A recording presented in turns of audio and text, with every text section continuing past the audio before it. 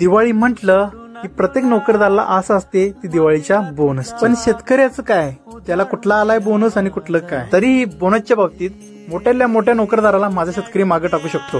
कसा, चला मग या व्हिडिओमध्ये बघूया. तर ही आहे श्री विठ्ठल रखुमाई दूध संस्था कासार पुतळीची दूध डेअरी. बाकी नोकरदारांना जसा बोनसची आस असते तशीच शेतकऱ्याला दूध डेअरीच्या डिव्हिजनची म्हणजेच बोनसची आस असते. आपण दुसऱ्याला मोठं करण्यासाठी 12 तास राबतो त्याच्या हाताखाली, तेव्हा आपण मोठं कधीच होत नाही, तर मालक मोठा होत असतो. तेच 12 तास तुम्ही स्वतःसाठी राबलात तर तुम्हाला यशापासून कोणीच रोखू शकत नाही. तर या दूध डेअरीमध्ये शुभम दिनकर पवार यांनी 1,19,449 आणि सोबतच 11,000 रुपयाचा प्रथम क्रमांक असा घसघशीत 1.25 लाख रुपयाचा बोनस मिळवला. तर बाकीच्याही दूध उत्पादकांनी घसघशीत बोनस तसेच सोबत मोती साबण, तेलाची बॉटल, एक बादली आणि 5 लिटर तेलाचं कॅन असं भरपूर काही किट देण्यात आलं.